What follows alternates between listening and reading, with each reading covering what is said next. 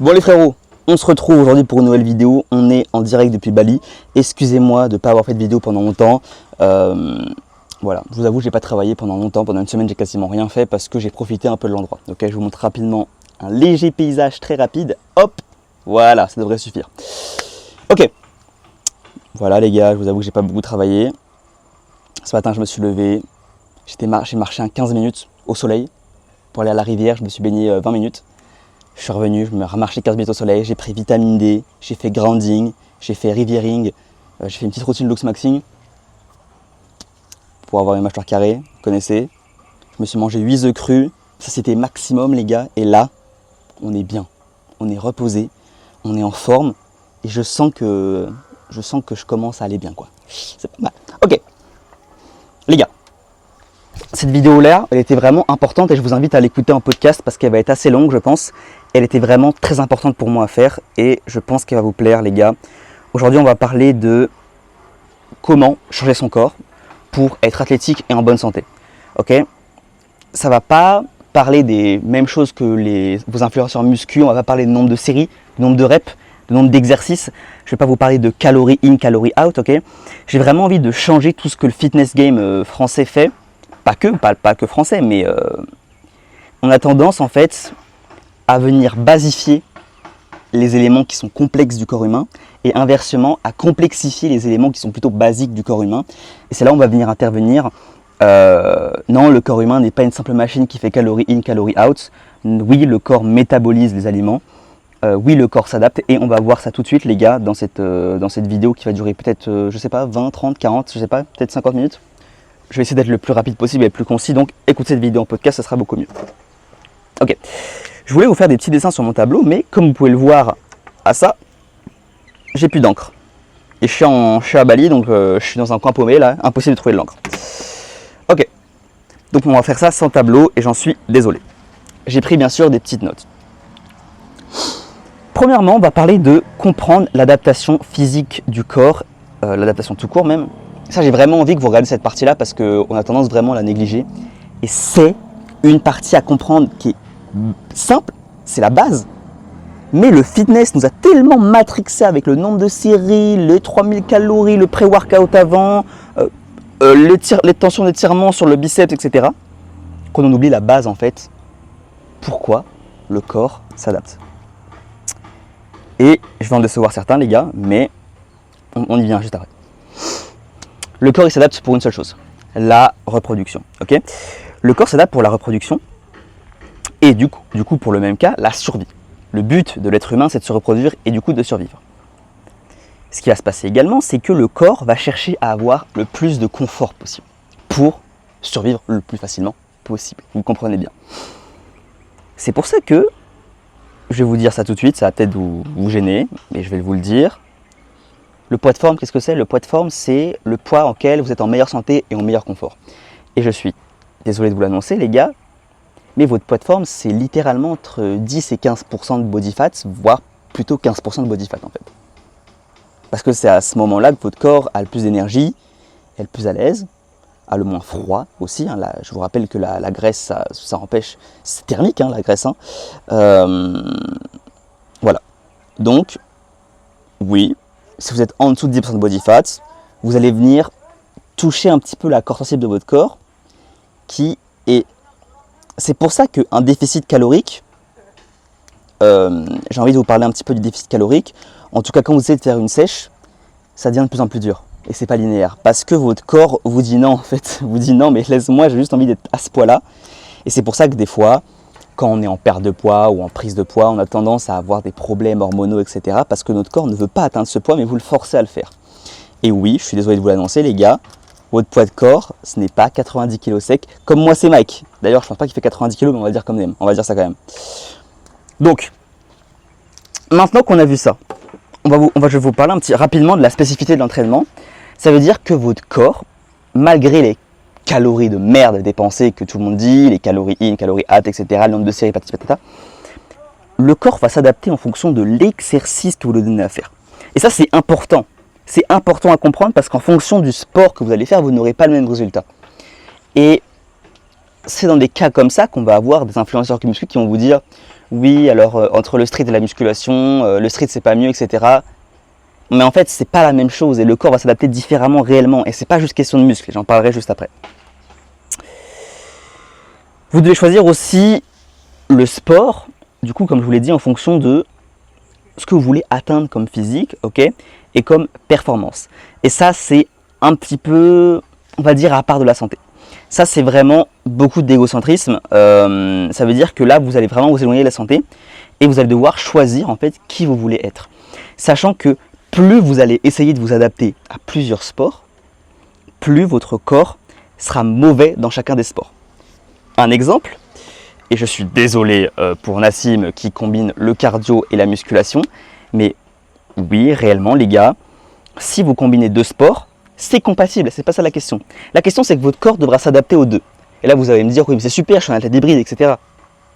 Vous pouvez être un athlète hybride, c'est pas ça la question. La question c'est qu'un mec qui sera spécifique dans son sport, toutes les contraintes physiques qu'il va imposer à son corps, il aura une réponse derrière pour l'adaptation à ce sport. Vous comprenez? Si je vais combiner le street workout et la force athlétique, ok, le powerlifting si vous préférez,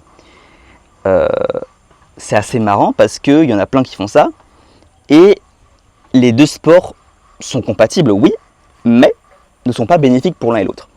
Faire du squat sur du street lifting n'est pas positif quand vous allez faire votre traction.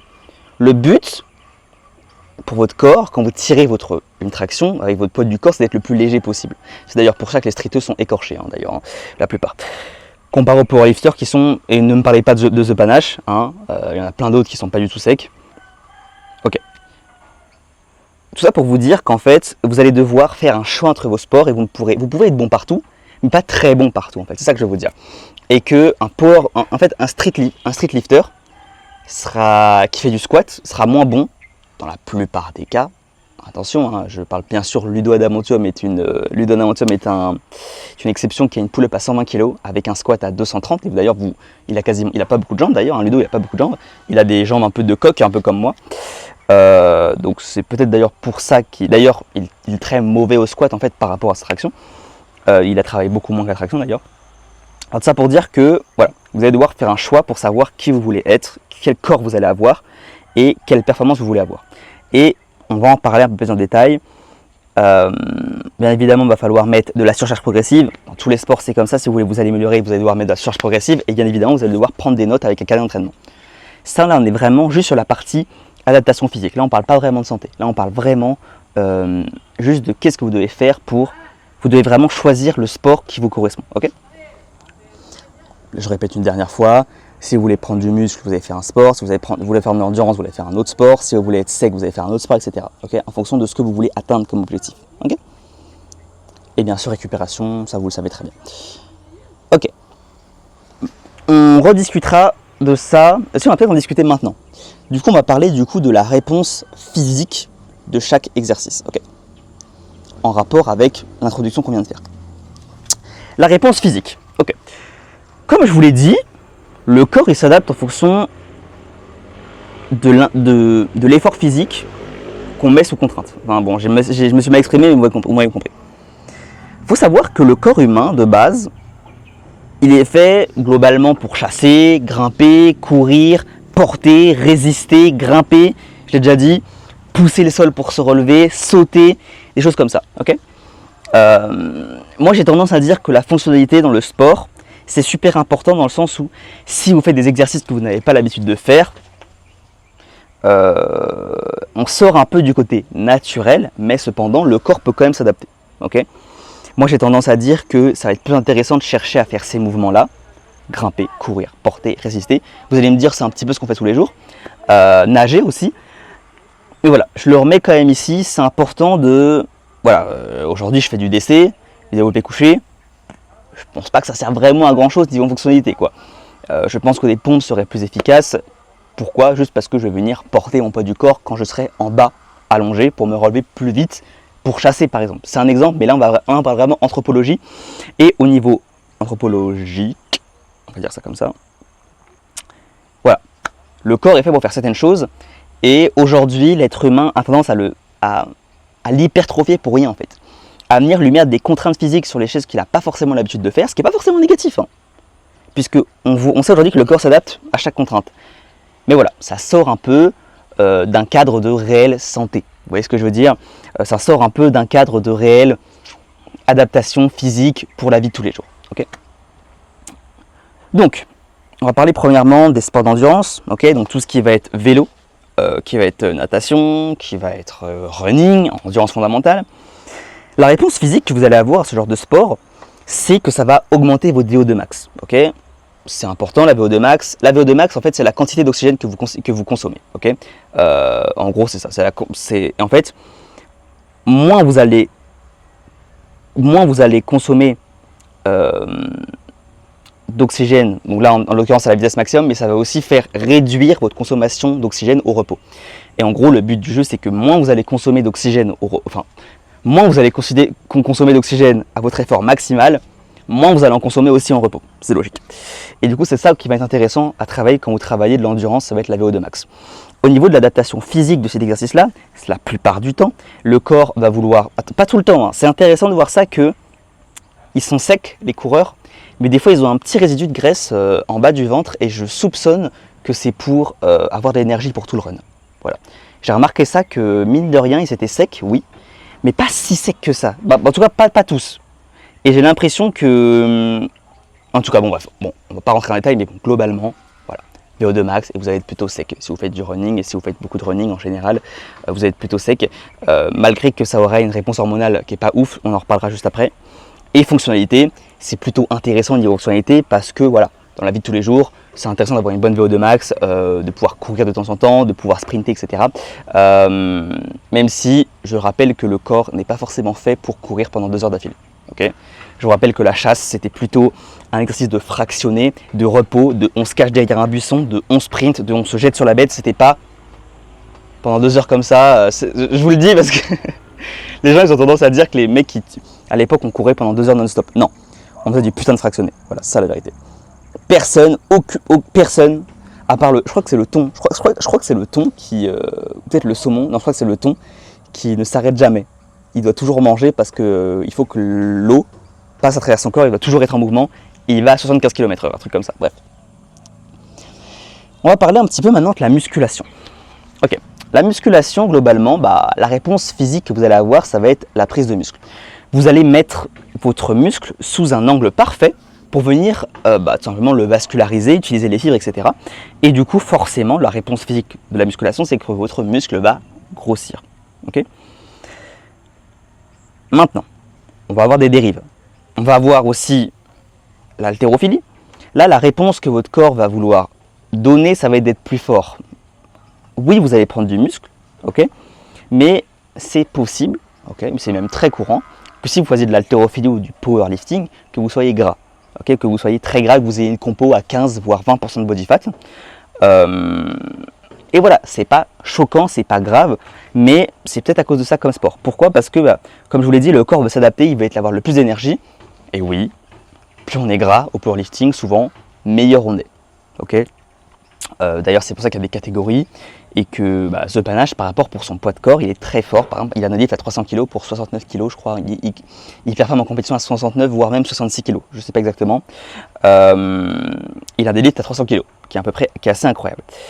Ok les gars, donc c'est pour ça que l'adaptation va être différente en fonction de chaque sport. Deuxièmement, on va avoir le street workout. Sur le street workout, on va avoir des physiques qui vont être globalement assez musclés au niveau du corps, assez moins musclés au niveau du bas du corps, et qui vont être surtout très secs. Okay, parce que, et ça c'est pas quelque chose de... Là il y en a qui vont me dire les go muscu, oui mais l'important Métis, on s'en fout que ce soit le poids du corps ou que ce soit transformabilité, patati patata, je m'en bats les couilles. La seule et unique raison que votre corps va être plus sec au street workout qu'en muscu, c'est parce que le corps va vouloir s'adapter à quoi? Votre poids du corps. Rappelez-vous ce que je vous ai dit au début, le corps humain, il veut être à l'aise, il veut être confortable, il veut survivre. Si vous faites des tractions tous les jours, votre corps va prendre du dos pour soulever votre poids et va perdre, en l'occurrence, du gras pour que vous soyez plus léger. Et potentiellement même perdre des jambes, si vous ne travaillez pas. Et ça c'est véridique les gars, c'est véridique, c'est que le corps fucking s'adapte. Ok, le corps fucking s'adapte. Ok. Maintenant, on va avoir tout ce qui est sprint, etc. Ou travail haute intensité.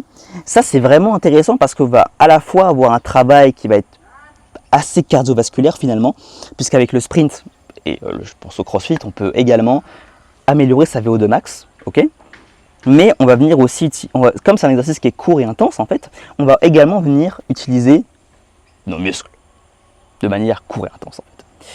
Et ça qui va être intéressant, c'est que du coup la réponse hormonale à ça, c'est avec les sprinteurs vont avoir des énormes cuisses, même s'ils sont tous dopés. Bon, les sprinteurs vont être aussi très très secs, ok. Et on aura aussi une très bonne réponse hormonale, mais ça on en reviendra dans la partie hormones, ok. Cette petite partie-là que je vous ai fait, donc, et attendez, j'ai juste oublié les sports de combat. Les sports de combat, c'est intéressant aussi, ça va être à peu près style sprint, à peu près style crossfit, ok. Mais on va avoir un petit problème de choc au niveau de la tête. Donc voilà, c'est juste le petit problème, c'est que l'adaptation physique va bien se faire. Vous allez prendre bon, la boxe c'est quand même un coup pour avoir un muscle, avoir un corps assez déséquilibré si vous ne travaillez pas bien votre dos à côté. Mais globalement vous allez quand même avoir une bonne réponse physique, vous allez devenir plus rapide, plus agile, vous allez augmenter votre VO2 max, vous allez augmenter aussi votre musculature du haut du corps, vos os vont aussi devenir plus solides, hein. Tout ce qui est sport de choc, je rappelle, les os deviennent très solides très vite, hein. Les rugbyman, les os ils grossissent très vite, d'ailleurs c'est pour ça qu'on a des boxeurs ou des rugbyman qui ont une mâchoire très imposante. Ok, ça c'est vraiment stylé, on appelle ça bone. D'ailleurs c'est là devient le bone. D'ailleurs c'est d'ici que vient le bone smashing. Donc le bone smashing c'est taper sa tête avec un marteau, ici pour faire grossir sa jawline. Et c'est là d'où ça vient. En fait aujourd'hui ça marche pas, il faut savoir que ça marche pas puisque quand vous venez taper ici, les chocs sont pas assez puissants. Il faut vraiment des vrais chocs style boxe. Ok, je vous dis pas faire du bone smashing, ne faites surtout pas ça. Et si je vous dis tout ça, là que je vous parle un petit peu de tout ça, c'est vraiment pour vous expliquer que c'est également pour ça qu'un mec qui fait de la muscu, mais qui reste assis toute la journée chez lui, aura une compo dégueulasse. Parce que votre corps, vous allez demander à votre corps de s'adapter à faire du curl biceps. Ok. Et après, vous pouvez aller sur le canapé toute la journée et manger des chips. C'est pour ça que vous avez une compo de merde en fait. C'est comme ça que vous avez une compo de merde. Pour régler ça, voilà, faut marcher, etc. Je vous invite à marcher, à énormément marcher.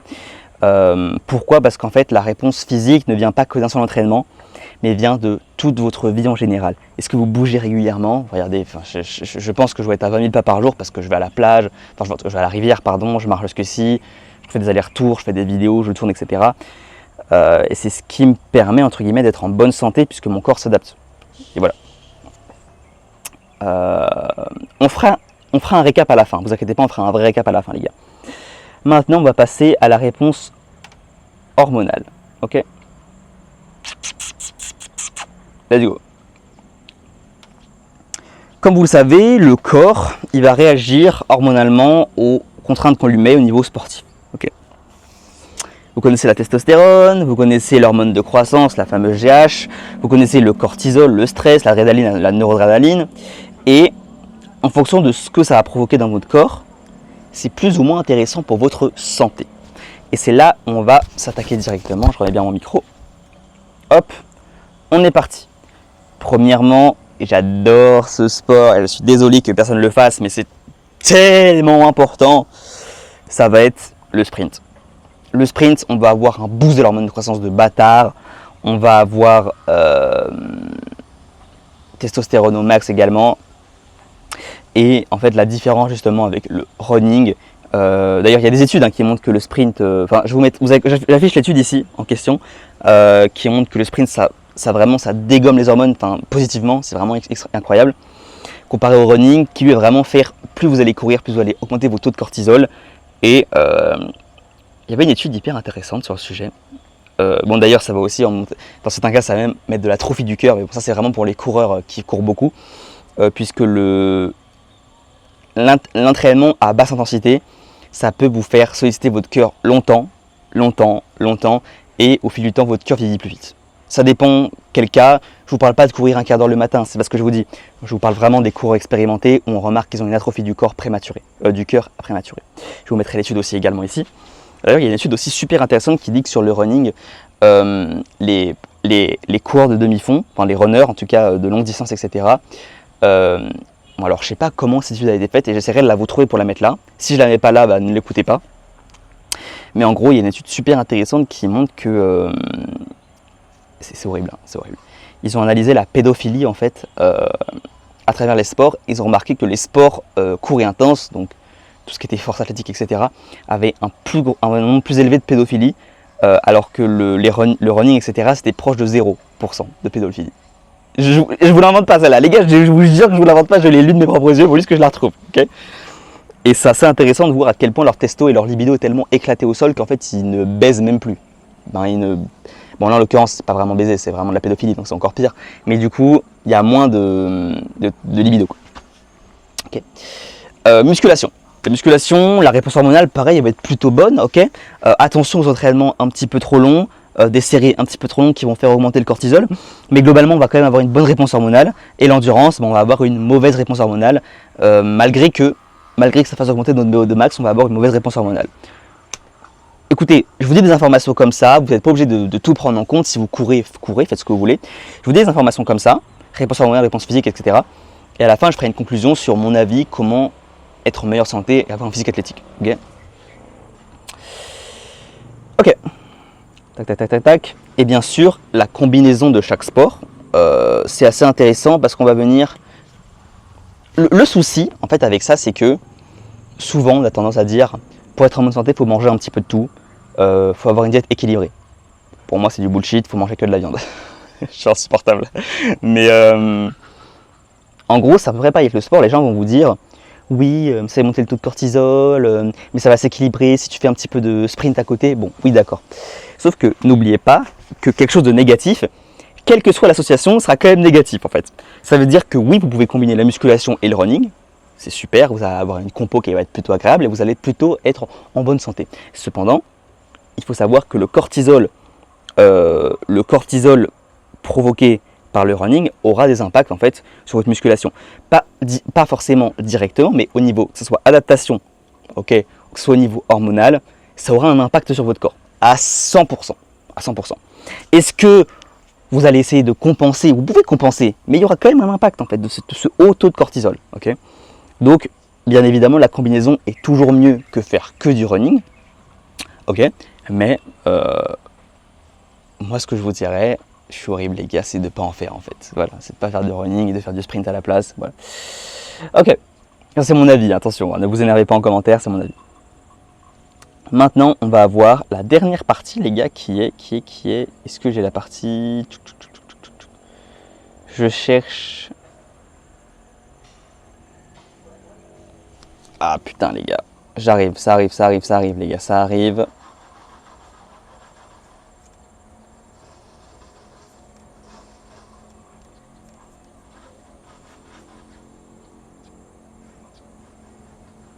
Ok. On va parler du dernier point de cette vidéo, ça va être l'antifragilité. Et pourquoi? Vous me dites, qu'est-ce que ça vient foutre avec la santé? L'antifragilité, c'est comment le sport que vous allez faire, comment le mode de vie que vous allez mener va impacter votre résistance aux blessures. Et comme je vous l'ai dit, le but du corps humain, c'est de survivre et de se reproduire. Ok. Donc forcément, il n'a pas envie de se blesser. Et il y a des sports qui blessent plus que d'autres, d'autres non. Et vous allez voir que globalement, cette histoire de blessure, c'est un petit peu un bullshit. On va commencer avec le running. On a remarqué qu'au niveau du running, il y avait pas mal de blessures sur les coureurs au niveau de la cheville, du genou et de la hanche. C'est un petit peu un scam. Ok, c'est un petit peu un scam cette histoire, je vais vous expliquer pourquoi. Parce que souvent, en fait, ces études-là, ils vont être faites juste sur des coureurs, en fait. Donc les coureurs qui vont courir longtemps, pendant 2 heures, 3 heures, qui vont constamment mettre le même choc au même endroit, au même niveau de la cheville, au même niveau du genou, au même niveau de la hanche. Et forcément, clac, clac, clac, il y a un moment où le corps n'est plus préparé, il cède.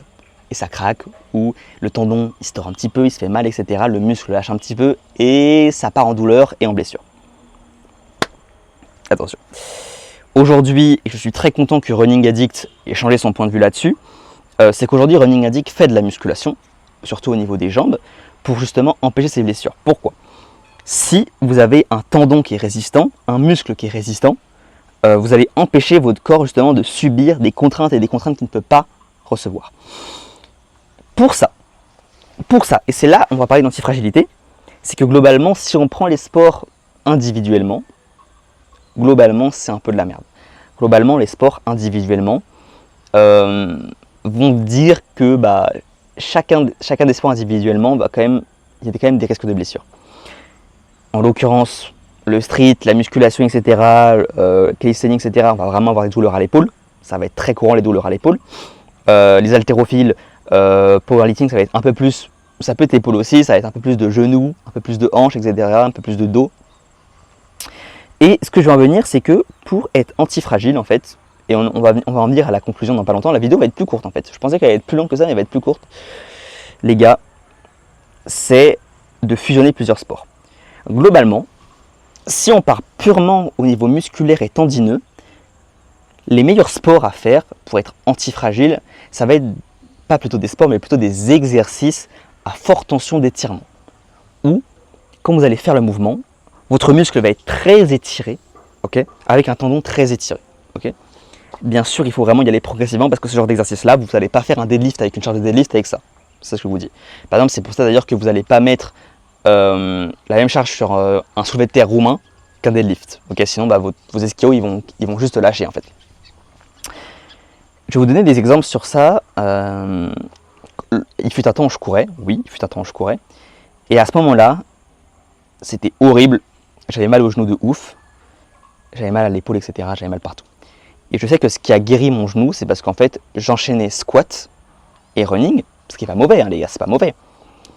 Sauf qu'en fait, vous allez voir que au niveau de ma musculature, étant donné que j'ai un torse un peu petit, ça faisait que je ne travaillais jamais mon quadriceps en tension d'étirement. Jamais. Le squat, c'était pas vraiment une tension d'étirement. Mes jambes étaient plutôt comme ça. Vous voyez, à la place d'être comme ça en tension d'étirement, j'étais plutôt comme ça. Et je courais, donc forcément je mettais de la tension sur le genou encore et encore, sauf que mon genou n'avait pas assez de résistance, ok. Mes quadriceps n'étaient pas assez puissants pour résister à ça. J'ai fait 2 exos qui ont changé ma vie au niveau des genoux. C'est de 1, le Nordic Hamstring et surtout le Reverse Nordic Hamstring, que je vous afficherai peut-être une vidéo ici, je le fais souvent comme exercice et c'est vraiment ça qui me permet aujourd'hui d'avoir des genoux en béton qui n'ont plus mal, ok. Et c'est vraiment ça. Quand vous vos muscles que dans une portion de mouvement, c'est comme ça, vous allez souvent avoir des blessures sur un entraînement que vous n'avez pas fait sur l'autre portion du mouvement. Parce que votre tendon n'est pas assez travaillé en fait, c'est vraiment juste ça. Votre muscle n'est pas assez travaillé en tension d'étirement. C'est ça personnellement qui a vraiment changé mes genoux, en tout cas c'est vraiment le reverse Nordic hamstring. Quand j'ai rajouté ces 2 exercices là, ça a vraiment changé mes genoux, etc. Pareil, au niveau anti-blessure, il va falloir aller chercher des exercices à forte tension d'étirement. Donc les dips lestés profonds qui vont être intéressants aussi. Je fais beaucoup de dips lestés. On peut avoir comme exercice, mine de rien pour les pecs, le bench, il y aurait une forte tension d'étirement aussi, même si je préfère les dips. Le dos, c'est assez compliqué. Attention, le dos, c'est assez compliqué pour avoir une forte tension parce qu'en fait, au moment où le triangle dorsal est étiré au maximum, c'est impossible de le contracter. En gros, c'est à peu près ça. Donc ça veut dire que c'est assez compliqué, d'ailleurs c'est pour ça des fois qu'on se retrouve avec des mecs à la salle qui vont venir étirer leur grand dorsal entre les séries pour simuler une tension d'étirement. Bon, ça part un peu en couille, hein, le fitness, hein. Mais en gros, voilà ce que je voulais vous dire. Est-ce que j'avais d'autres choses à vous dire? Voilà, venir travailler vos chevilles aussi dans des angles différents. Marcher pieds nus, ça va être très intéressant pour l'antifragilité. Donc voilà un petit peu ce que je voulais vous dire sur comment choisir un sport, comment le corps va s'adapter et comment être en bonne santé par rapport au sport. Maintenant, on va passer à la petite conclusion de ok Métis, c'est bien beau ce que tu nous as dit, ok. Tu nous as dit en gros que le corps s'adaptait pour faire ça, qui réagissait différemment au niveau des sports, réponse hormonale, réponse physique et surtout antifragilité qui est intéressant aussi. Maintenant, la question Métis, c'est ok, mais quel sport faire pour être en bonne santé et pour être athlétique? Et là, c'est sur ça que je vais vous donner mon avis sur ça. N'oubliez pas que vous devez faire un sport que vous aimez, tout d'abord. Ça, c'est vraiment important, vous devez faire un sport que vous aimez. Cependant, vous devez avouer que tous les sports ne se valent pas. Et ça, vous devez l'assumer complètement. Vous devez assumer que tous les sports ne se valent pas, les gars. Selon moi, la meilleure manière d'avoir un corps en bonne santé et être athlétique, c'est quoi? Attention, les gars, j'arrive. pour moi, j'ai juste repris cette petite ligne que j'ai écrite, hop, et je me suis dit, ok, on va travailler là-dessus. C'est aussi simple que ça. Je vais vous dire tout de suite, le corps est fait pour chasser, grimper, courir, tirer, porter et résister. C'est aussi simple que ça. J'ai pris chaque point et j'ai dit, ok, je travaille là-dessus. C'est tout. Et du coup, vous allez me dire, ok, mais du coup, tu fais quoi? Tu fais quel sport? Ok. Du coup, je vais vous dire à peu près en quoi consistent mes entraînements. Globalement, je travaille en particulier la force. En particulier la force au niveau de certains mouvements de ce que j'ai aujourd'hui à disposition. Ça veut dire que je vais venir travailler tout ce qui va être le grimpage, entre guillemets, hein, avec des tractions, hein, même si c'est pas du tout la même chose. Mais étant donné que je n'ai pas de salle d'escalade, ce serait moi je ferais de l'escalade, ce serait encore mieux. Ok. Donc je vais venir travailler des mouvements de traction, des mouvements de dips, des mouvements de pompe. Pourquoi? Parce que lesté ou pas d'ailleurs, parce que il y a une très très bonne réponse physique. Personnellement, c'est ça qui me fait rester sec et je le vois direct, c'est que quand je l'arrête, je suis moins sec parce que mon corps est obligé de s'adapter à ce sport-là. Donc tout ce qui va être grimper, qui va être pousser le sol pour se relever, etc. Je vais venir travailler sur des exercices de saut, en particulier des sauts à une jambe, ça c'est un peu particulier, des sauts à une jambe, ok. Je vais venir travailler sur des sauts à deux jambes également, je vais venir travailler sur du sprint pour être rapide, pour chasser. Je vais venir travailler sur des exercices de force comme du squat et du soulevé de terre. Mon avis est en train de changer sur le squat et le soulevé de terre. Aujourd'hui, je suis un peu plus mitigé sur le sujet et je pense pas que ce soit une bonne... En fait, mon point de vue n'est pas objectif du tout parce qu'en fait, moi j'ai une douleur chronique au dos depuis que j'ai 4 ans. Et cette douleur chronique au dos fait que j'ai une énorme contracture et je pense que c'est dû au cancer du rein que j'ai eu quand j'étais petit. Ça fait longtemps, hein. Je suis guéri, vous inquiétez pas. Et du coup, j'ai des contractures au dos qui me font très mal et le squat et le deadlift empirent la douleur. Cependant, je vous conseillerais quand même de faire des exercices où vous soulevez lourd.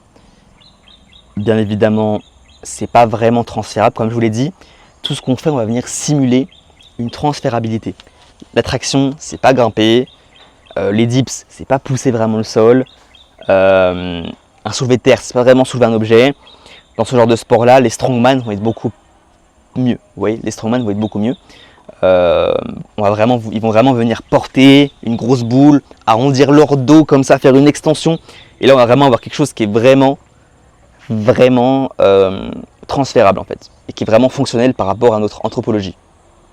Jusqu'à là, ça va? Ok. Donc, comme je vous l'ai dit, sprint, saut, porter lourd et tirer en gros son poids du corps. En gros, c'est ça que mon entraînement se base. Vous allez me dire comment je m'organise. En gros, grosso merdo, je fais à peu près 3 exos par séance. Souvent, ça va être du genre squat, traction, dips. Des fois, ça va être deadlift, pompe à une main, traction à une main, des trucs comme ça. En gros, c'est ça. Et le matin, c'est là où je vais faire un peu travailler un petit peu mon déplacement. Donc, ça va être beaucoup de saut le matin, beaucoup de sprint au soleil. Essayer de travailler ma proprioception, vous voyez, pour être un peu plus équilibré sur mes jambes, indépendamment des deux, juste, ok. Donc c'est vraiment sur ça les gars que je vous invite à travailler. N'hésitez pas à aller nager aussi, c'est super important. Comme d'habitude, nagez pas trop longtemps. Moi j'aime bien, je préfère faire quelque chose de court et intense plutôt que de long et qui va faire remonter le cortisol, etc. Donc voilà un petit peu les gars, ma conclusion sur le sujet, c'est vraiment revenez au début de la vidéo. Pensez à votre compo corporel. Quel corps vous voulez avoir? Vous allez me dire, oui, je vais être sec et musclé.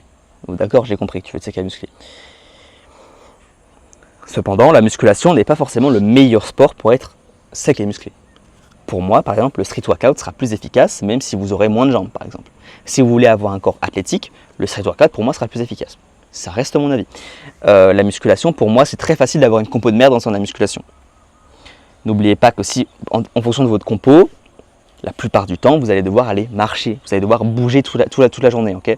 Ça, c'est hyper important. La séance de sport, en fait, c'est très réducteur de l'activité physique et de l'adaptation.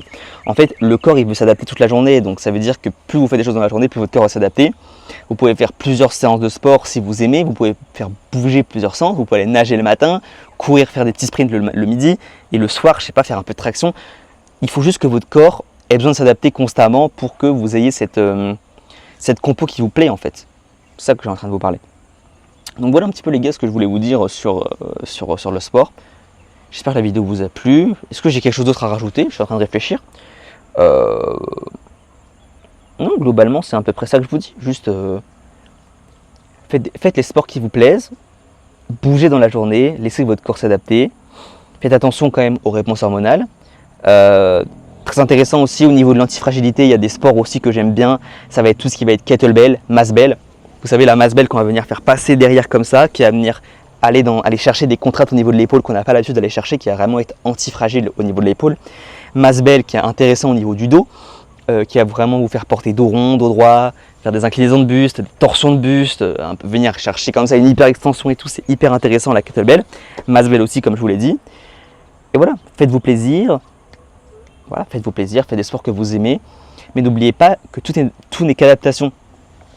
En fait, j'aimerais conclure là-dessus, c'est que si aujourd'hui vous n'avez pas le corps qui vous plaît, c'est juste parce que votre corps n'a pas besoin de s'adapter. Si vous faites 6 séances de muscu par semaine et que vous avez une compo éclatée, c'est parce que vous ne bougez pas de la journée.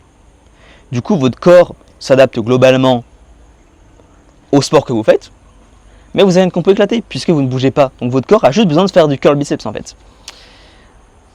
Pareil avec le street, hein, mine de rien. Le street, oui, vous rendra un peu plus sec, mais vous pouvez aussi avoir une compo éclatée en faisant du street si vous ne bougez pas de la journée. C'est un peu moins rare, c'est un peu plus rare quand même. Globalement, les streeteux, ils ont quand même une très bonne compo. Donc voilà un petit peu les gars ce que je voulais vous dire sur le sujet. Voilà, n'oubliez pas que la clé c'est quand même l'adaptation. Faites attention au niveau de cortisol que vous allez mettre à votre corps, aux contraintes. Au sport long et à faible intensité. Privilégiez quand même le court et intense, c'est ce que j'ai envie de vous dire. Puis voilà les gars, je vous souhaite on se retrouve pour le vlog de la semaine bientôt, il sort dans 4-5 jours à peu près. Et let's fucking go les gars, passez une bonne journée et je vous dis à bientôt.